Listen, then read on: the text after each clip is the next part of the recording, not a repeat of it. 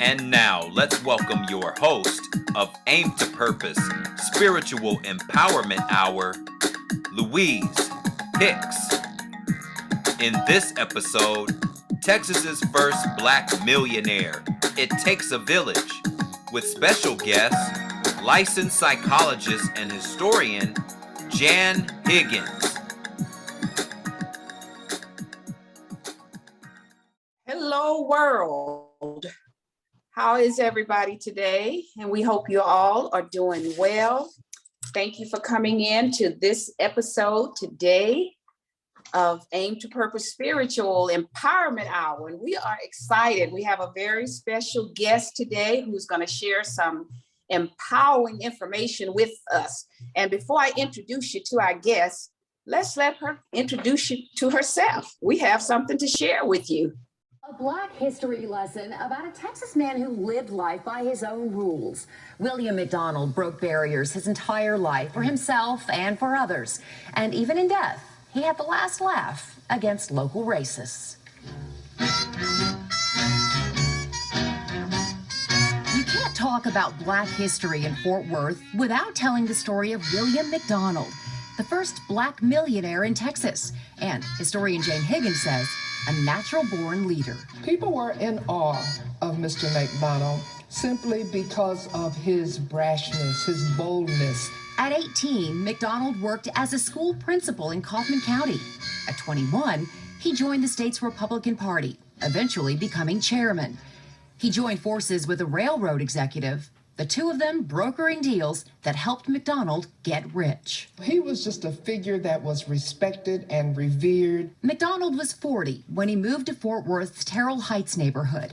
He built a 3-story house that looked exactly like the home of Nathan Forrest, the man who owned McDonald's father before the emancipation. He deliberately designed a replica of Mr. Forrest's home for his home. And that was so wonderfully sarcastic. I love this man for that. And I thought that was the coolest thing. Then he began building up the Black business district. He started by opening Fort Worth's first African-American owned bank. He is the one that showed the world, the community, that Black people could be businessmen, we could be entrepreneurs, we could be more than cotton pickers, shoe shine boys, railroad workers. He bought and fixed up foreclosed homes, then rented or sold them to Black families. He donated a building to the YMCA for minority kids. And he opened the Gym Hotel, so Black travelers had a safe place to stay. He literally built this empire of Black-owned businesses right there. When Black folks drove through that 2 or 3 block radius, they felt exceedingly proud. Educator, politician, businessman, and civic leader, William McDonald died on July 4th, 1950, at the age of 84. But he still had one last laugh in store. Even posthumously, he is still poking people in the eye because he decided that his burial place would be in fairly close proximity to the Fort Worth chapter of the Ku Klux Klan. So again, he's saying, take that. That's right. McDonald's 38-foot-tall monument in the Oakwood Cemetery looks down upon the building where the KKK used to meet. It's one of the few landmarks left for a man who was larger than life, a man, Higgins says, whose message is just as relevant today. We are stronger together. Let us support Black businesses as much as we support other businesses. Let us lift each other up. McDonald is recognized as the very first Black millionaire in Texas. And I've been following him and his life for some years now. And I created that exhibit that has just been dismantled at the Fort Worth Museum of Science and History on Mr. McDonald. And so Channel 11 here in Fort Worth contacted me about this video or the exhibit rather, and then they watched the video online. Mr. McDonald came to Fort Worth around 1906. After he's from Far East Texas, near Terrell, Texas. That's him right there in his bank. Okay, so those are checks that I actually found with his signature on them from the 30s and 40s. So he established a banking institution here in Fort Worth, and that's a picture of the bank. And he was very successful with this bank. He was also a real estate investor, and those are some of the homes that he built.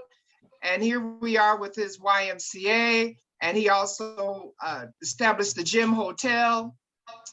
He donated a building to the YMCA, which is now called the William McDonald Y here in Fort Worth. So that building is the only thing that still stands in what was called the Black Business District, and that's right outside of downtown Fort Worth, near the train tracks. All righty. So the irony of Mr. McDonald is that when he passed away, he specifically ordered that his gravesite be located right near the headquarters of the Ku Klux Klan. And that was his way of thumbing his nose at racists and other people who had tried to keep him from being the success that he was. But that's an obelisk that sits over, there's the Klan building right there. And his gravesite is probably maybe 500, 800 feet away from that. And he put that there on purpose. The Klan building is now being repurposed as a multicultural center, and hopefully it's going to have a good use now. You can find this mural that you're looking at here at the train station, the train station that runs between Dallas and Fort Worth, downtown on 9th Street. And it has a mural inside the train station honoring the Black Business District, which was destroyed in order to rebuild that eastern part of downtown, which now houses the train station. Thank you for that narrative, and we do apologize now. Let's introduce our special guest, which you've already got to hear her and see her, what she's really doing and why she's here today. Again, I'm Louise Hicks, your host of Aim to Purpose Spiritual Empowerment Hour. And our show today is about the gentleman that you just saw in the video. And we do apologize for the video not coming through well. And the show today, we're going to discuss Texas's first Black millionaire. It takes a village, and it really does. And our special guest is Miss Jan Higgins. She is a licensed psychologist, a part-time genealogist, and historian. Ms. Higgins also served on the board of the Tarrant County Black Historical and Genealogical Society for 13 years. So let's welcome Ms.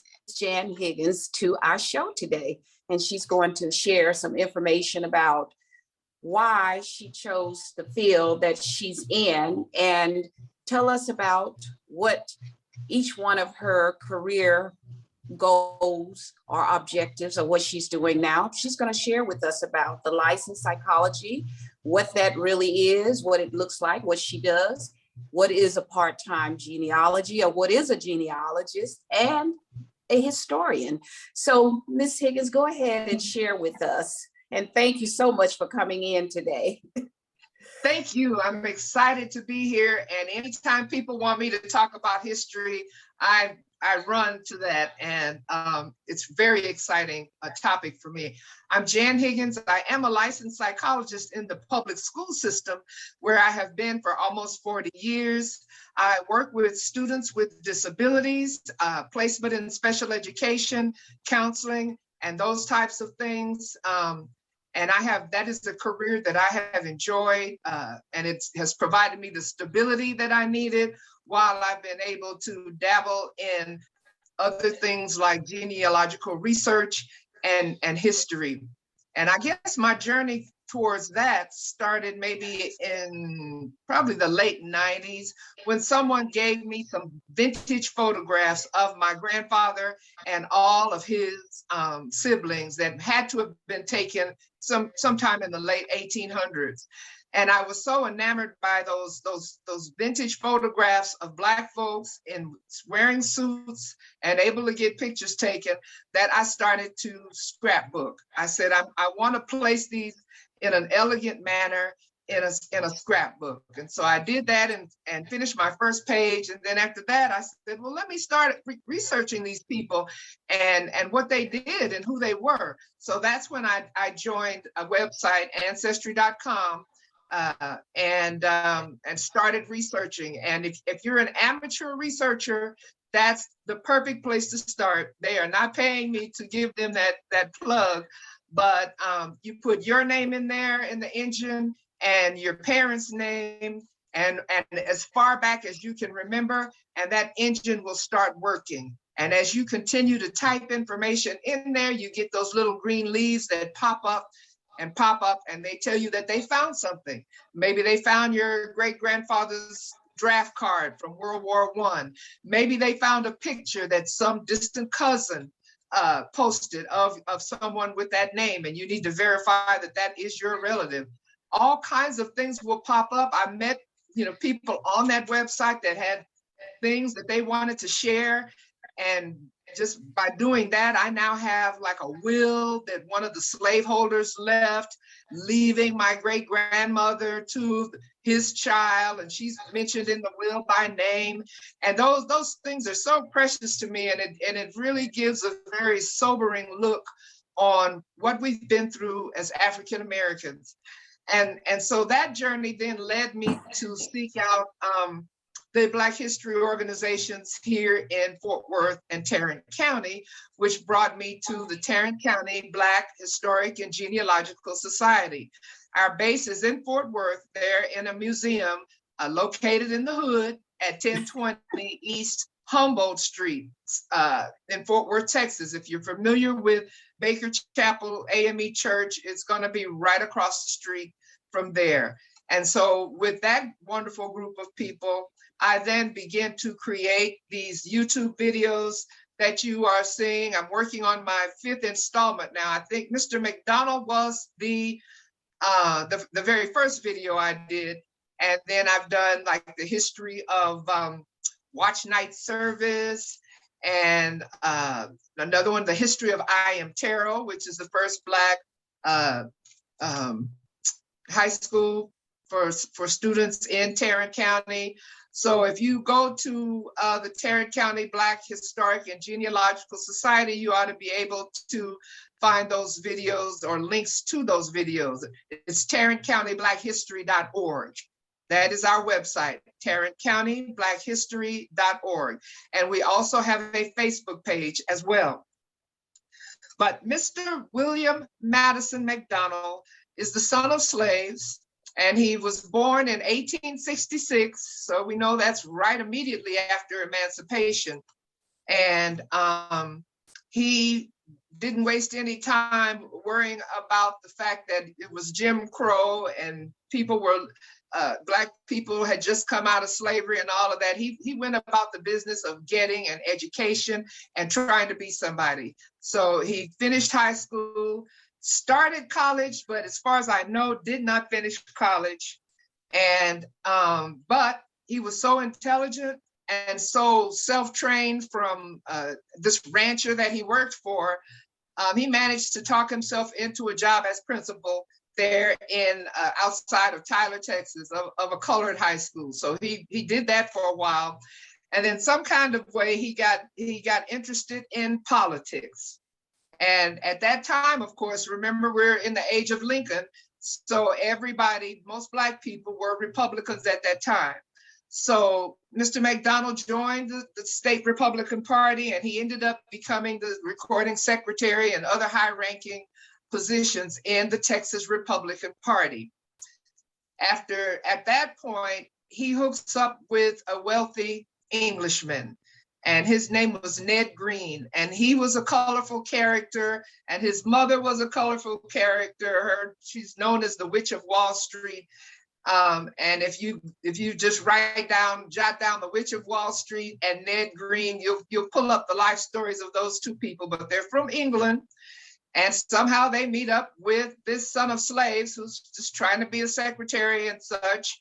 And they began to form a partnership. The two of them together formed a political partnership. And somehow they became power brokers there in the Republican Party, where people had to go to them to get funding for different projects or endorsements for political campaigns and so forth. So Mr. Green was already rich.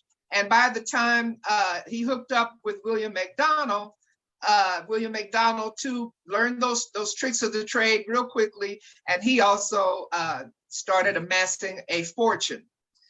All righty, so then while he was in politics, he saw that there was no banking institution for Blacks in the Fort Worth area or the state of Texas for that matter. He also did something that a lot of Black people did right after slavery. We were anxious to start getting in organizations and groups, because the essential component of keeping us enslaved is that we could not congregate, we could not meet. That was a bad thing. So immediately after slavery ended, you start seeing the rise of sororities, fraternities, all kinds of organizations. And so that's when the Masons turned up, right after slavery as well. So William McDonald became a Mason.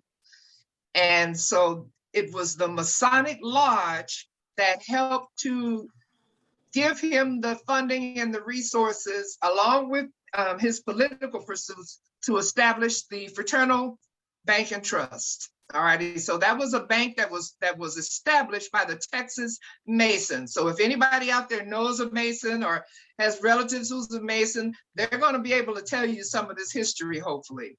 So William McDonald established the Fraternal Bank and Trust on 9th and Jones Street in downtown Fort Worth. And so whatever lodges we had in the late 1800s or early 1900s, they started sending their money to this bank. They kept their funds in this bank. And so here he is as the central repository for the Masonic lodges all across the state of Texas in the early 1900s. Okay, so then he started being able to loan money to Black businesses. And the citizens of Fort Worth were proud, to walk into the first Black bank and leave their little money, okay? Maids and porters and cooks, $5 here, $10 there, $20 here that was a weekly paycheck in some cases. And so that's why the title of this presentation was It Takes a Village, because it was $5 here, $10 here that caused Mr. McDonald's institution to grow into a six-figure institution.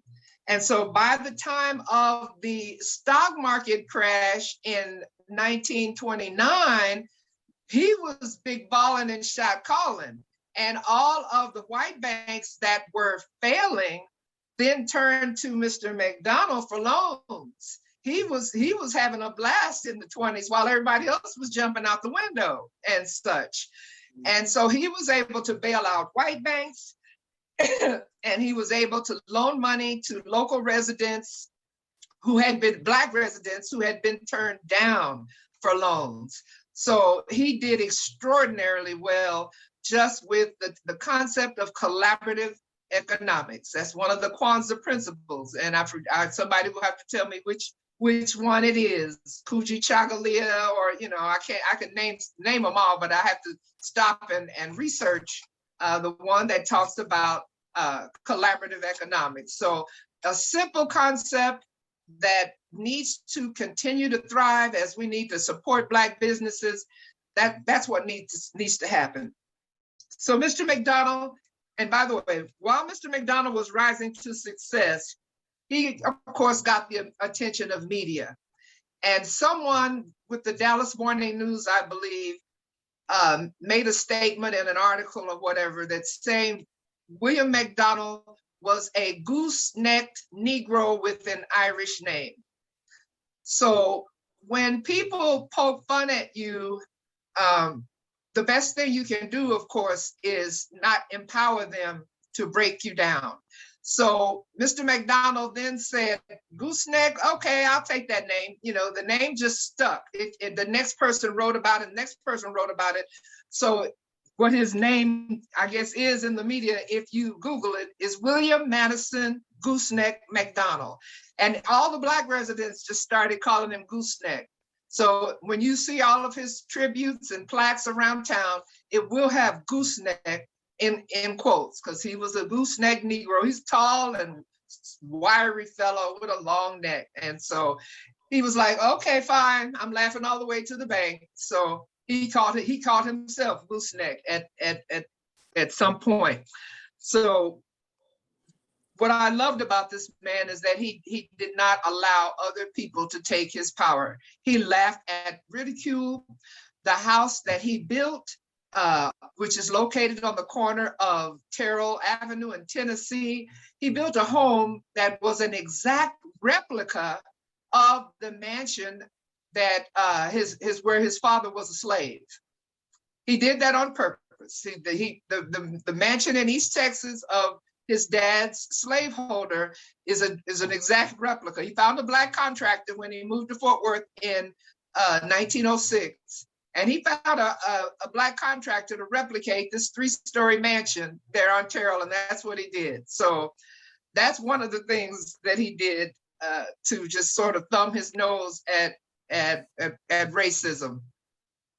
So as this bank continued to prosper, Mr. McDonald took on other projects. He started quietly going to the Tarrant County Courthouse on the first Tuesday of every month. And 100 years later, it still is the first Tuesday of every month when people lose their house on the steps of the courthouse. And so he started buying up property that was being lost by whites. And he would take the homes and make sure that Black residents could come to his bank, qualify for a mortgage, and then place them in that home. Or if you couldn't qualify, he would rent the house to you. And so it's because of Mr. McDonald that the South Side Fort Worth it turned colors. It started out, as a white community, but because of his many business development projects there, it became a thriving Black community in the early 1900s. He also established a nightclub, a hotel, the Jim Hotel, and it had a nightclub in it where Ella Fitzgerald and Cab Calloway, it was a regular stop.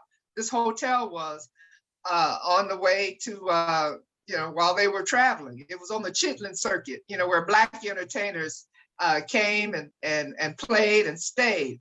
And so the clientele was mostly Black of this hotel. But, in the late hours of the night, white folks rolled through so that they could hear Louis Armstrong and have a burger, and they kept going. And so Mr. McDonald made money off of the Jim Hotel in that manner. And then he rented space out of the bank, the pictures that you saw earlier. He rented space to attorneys, Black attorneys, barbershops, beauty shops, cleaners. There was all kind of businesses going on within the Fraternal Bank and Trust. So he had money coming in from all directions, from all of his fraternal brothers, from the community at large, Black community at large, from the white community at large. And so when he moved out of politics in the late 30s and 40s, he was, just doing fine. He was really doing great. And that's when there was an old hotel that he decided to buy and donate, because the Black children, of course, could not use the white YMCA. And they had been meeting in a little house that still stands on Humboldt Street there in Fort Worth. I don't know how many people listening are familiar with Southside Fort Worth, but they were all crowded in somebody's house, the little kids were.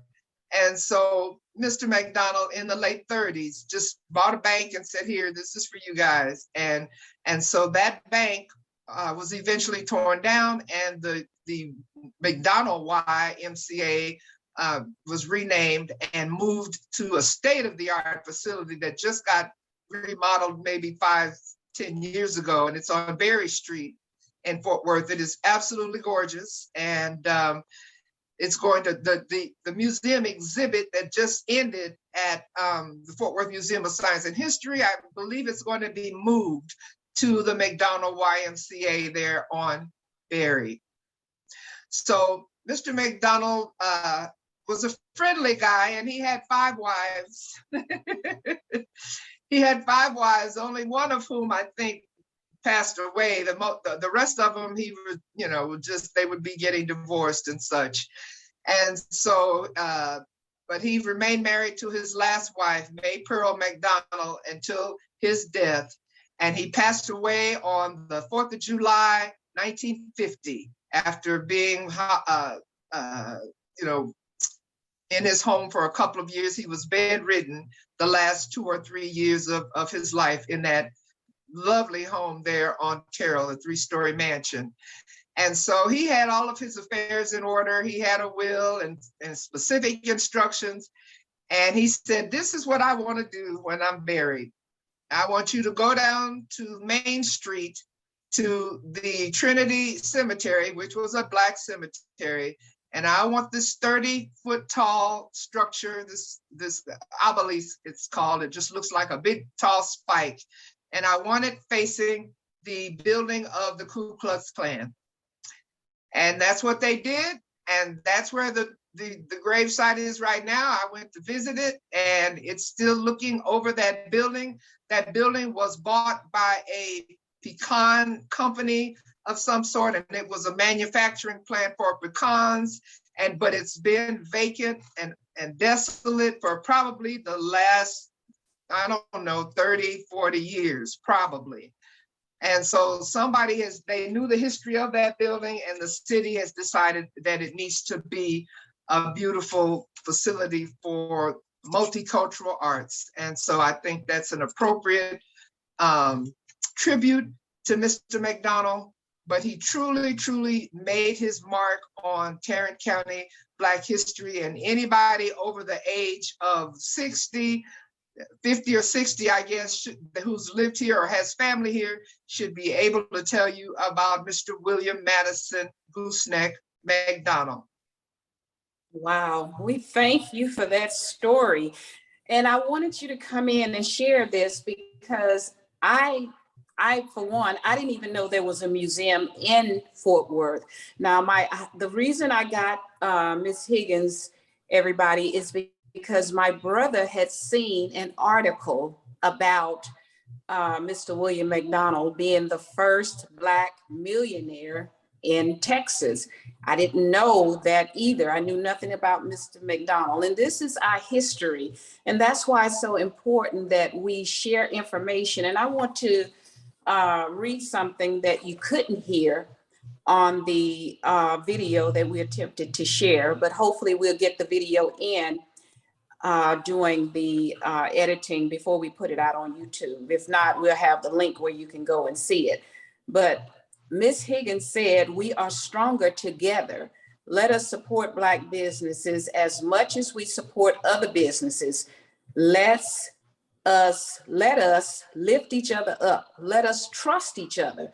Let us thrive as a community by patronizing each other." And this is so important. And this is why I started this show, because of the divide and the lack of unity within the Black community. And as you can see, Ms. Higgins shared this story. I mean, this amazing story that I'm sure, I don't know whether anybody knew about it. I know I didn't know. So this goes to show you that we can connect the dots as a Black community. These people connected the dot because of this one man who was willing to help his people, our people. And that's what we need. And we need that today. We have to connect the dots because nobody does this alone. And I wanted to ask you, Ms. Higgins, you've shared a lot of information with us about this person. So why do you think there is so many of us today that don't know about our history. And you shared that you can go to ancestry.com. And I know we've talked about some of these things. What is your perspective on the lack of unity, and what do you think it's going to take for us to, because it's challenging for us to come together? It is very, very challenging. And I wish I had the answer to that.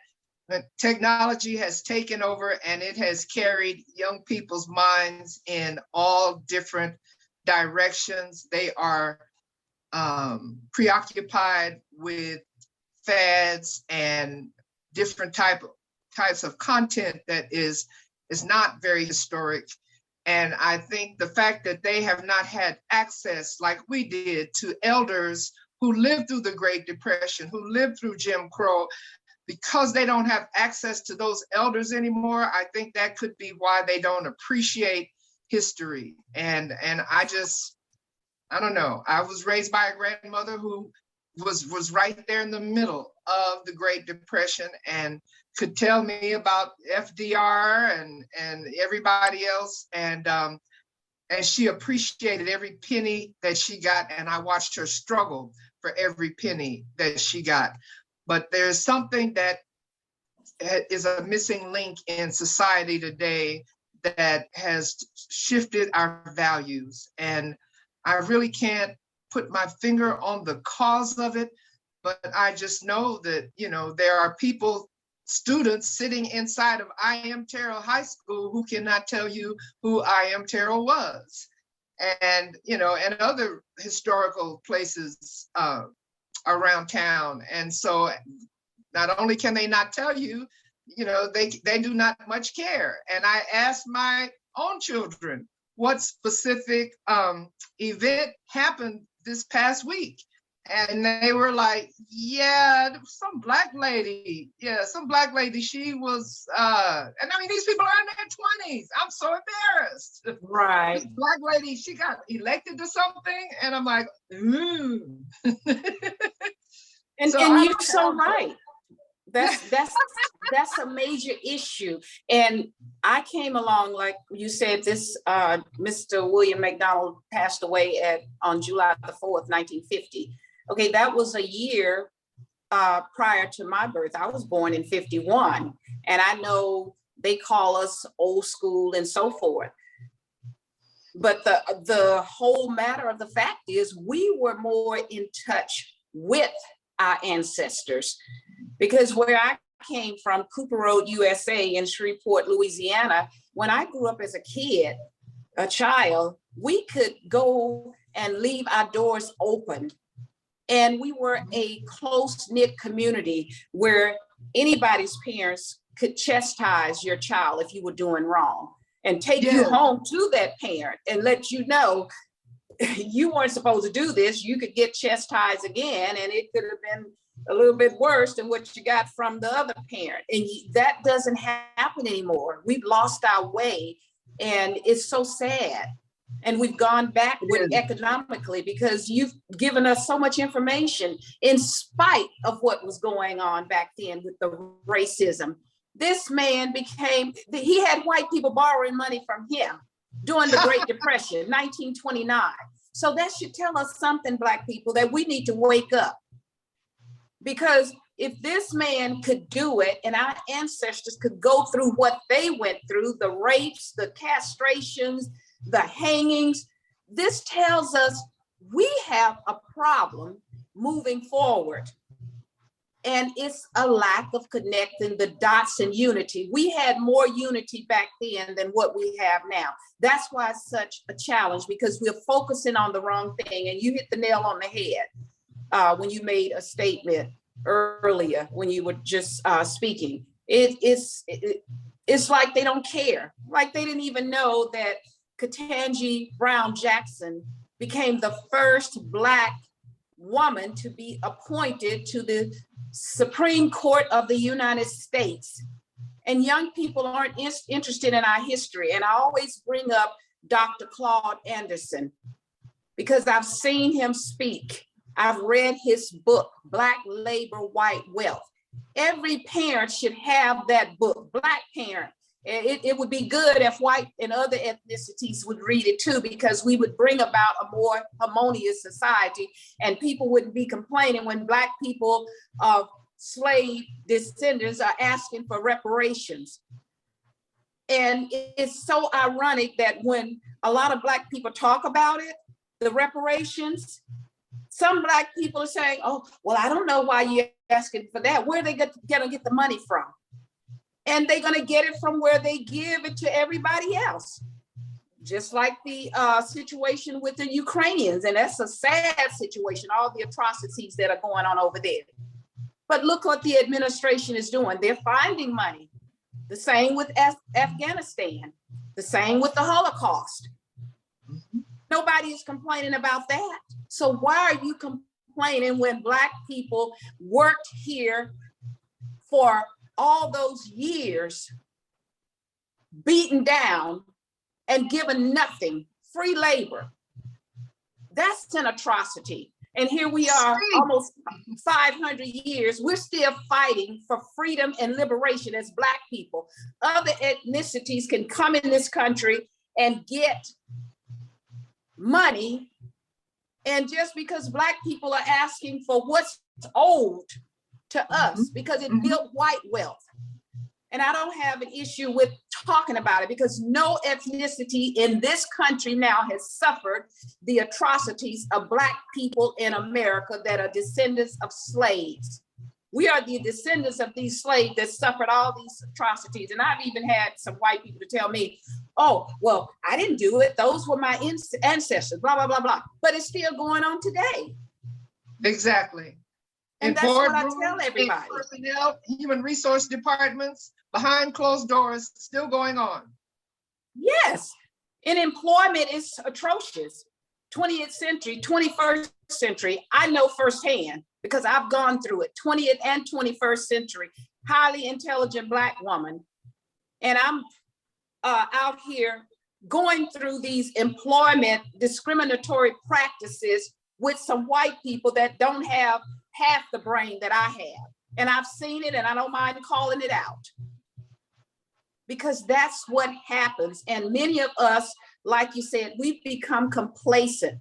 We have to, and the problem is, like Dr. Claude Anderson said, we don't know our history, and all the others out here that are fighting for liberation and freedom of Black people. We don't know our history. We have to learn it ourselves and teach it to our children so they will understand the why and the root cause of, after almost 500 years, Black people are still fighting for freedom. Fannie Lou Hamer, you mentioned that name, I guarantee you, most Black people don't even know who she is. And that lady gave her life for liberation and freedom. She just wanted to vote, and she got beaten in prison, in jail rather. Yes. White men told these Black men, if you don't beat her, you know what's gonna come to you. Made the Black men beat her mercifully, thrown in jail. This is 20th century stuff. And I know about it. I remember a lot of this stuff. And here we are, the younger generation, so many of us, even the older generations, people like my age, we should be teaching the young people. But a lot of us have gotten complacent and just sat down too. And we don't even know our history. So I just wanted to add that bit in there, because what you have given us is a roadmap, really, to how, in spite of racism, you can elevate yourself. And this man not only elevated himself, he helped to elevate whites. And what he did was so amazing. And we should be grateful, because he helped other Black people. He bought these homes from white people. Is that neighborhood still standing, and is it still Blacks? Because I don't know that much about it. Yes, it is. Yes, ma'am. That neighborhood is still standing, and it is Black and Hispanic. It is undergoing a revitalization at this time. And, you know, the gentrification bug is trying to creep on in. They're trying to redraw district lines. There's a lot of stuff going on there right now, but it is still primarily Black. My family has been in that neighborhood since the early 30s, and my family members still continue to reside in that neighborhood, and they're not going anywhere. That's what we need. We need to come together and connect the dots. And again, I'm Louise Hicks. You're watching Aim to Purpose Spiritual Empowerment Hour with our guest today, licensed psychologist, part-time genealogist, and historian, Miss Jan Higgins.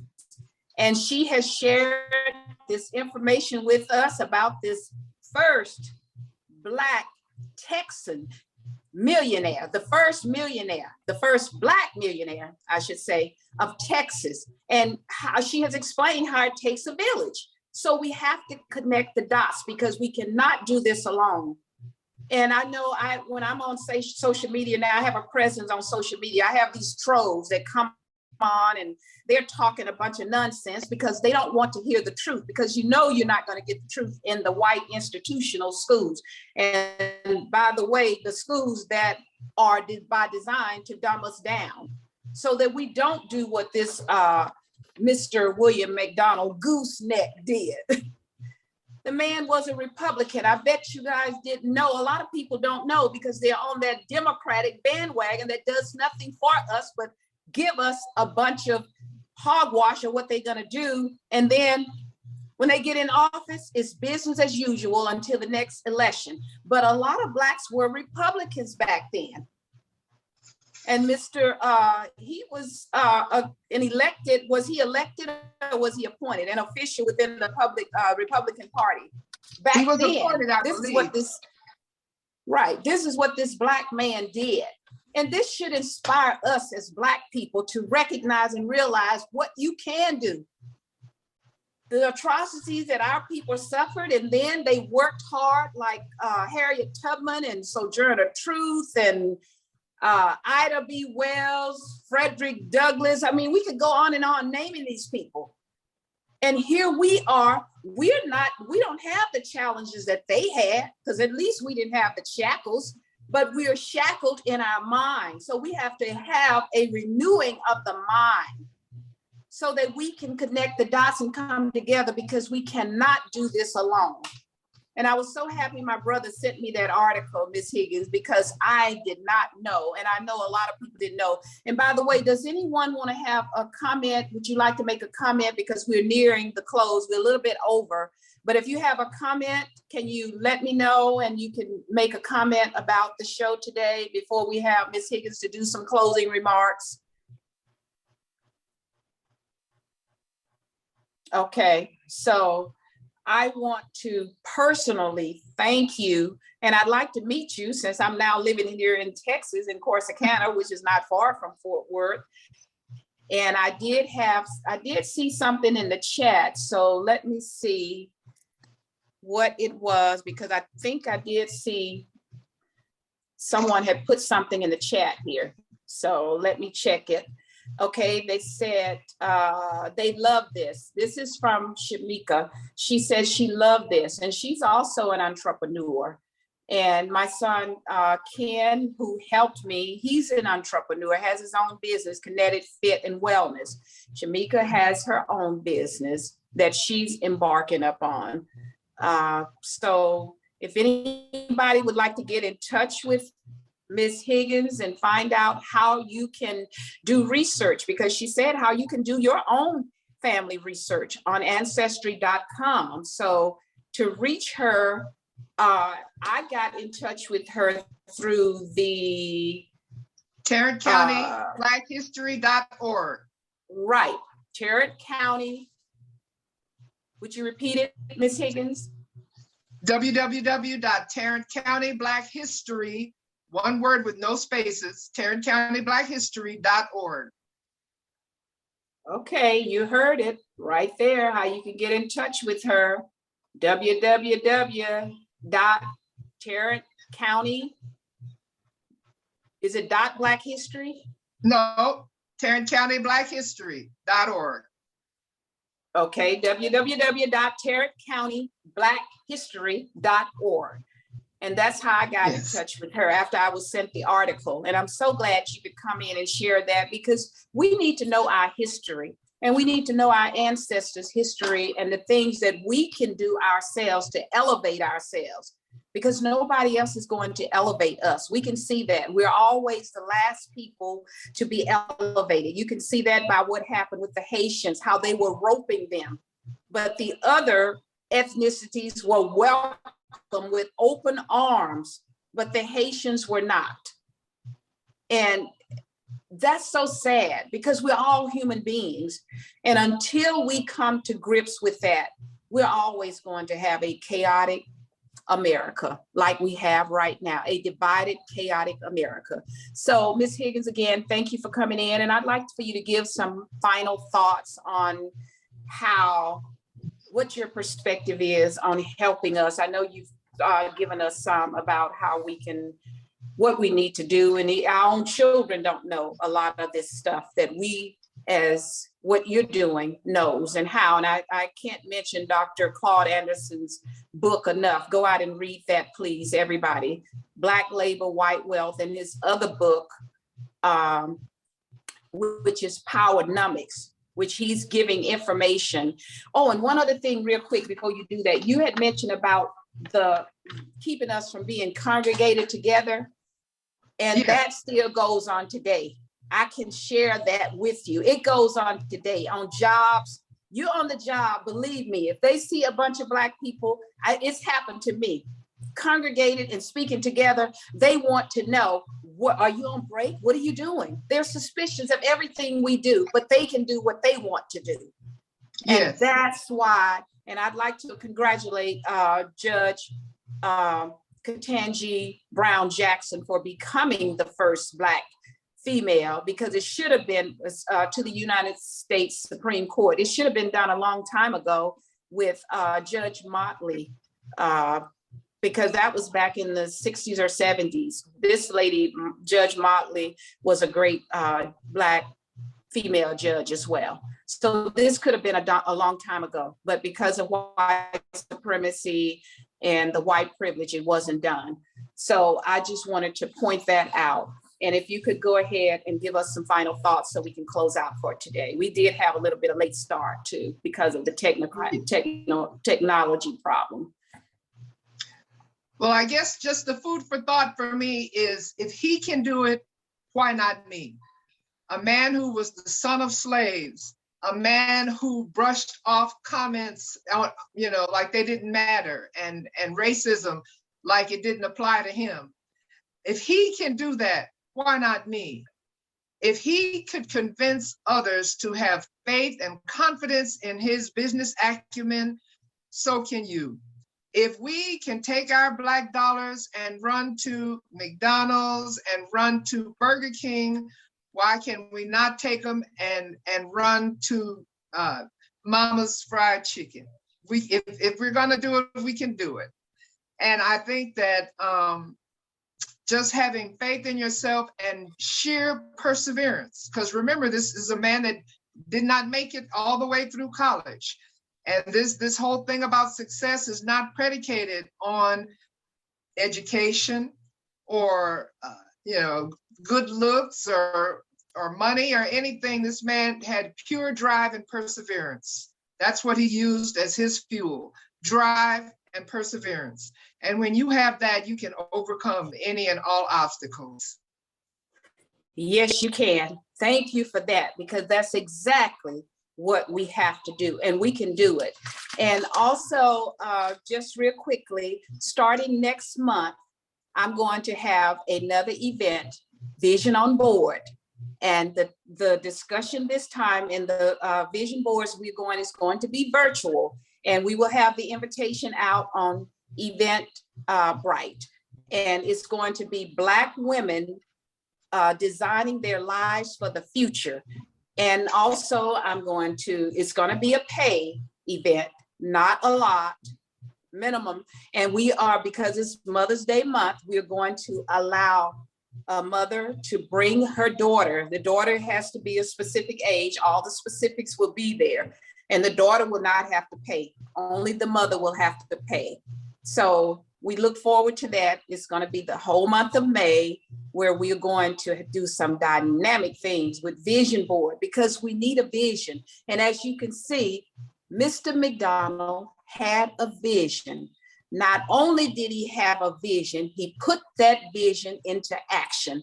And that's what made him the first Texas Black millionaire, living right here in Fort Worth, Texas.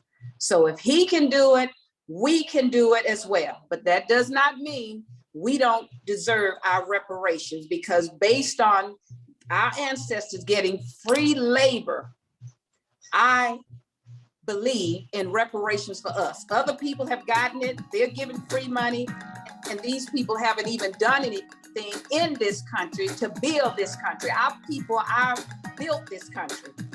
So I'm all for reparations.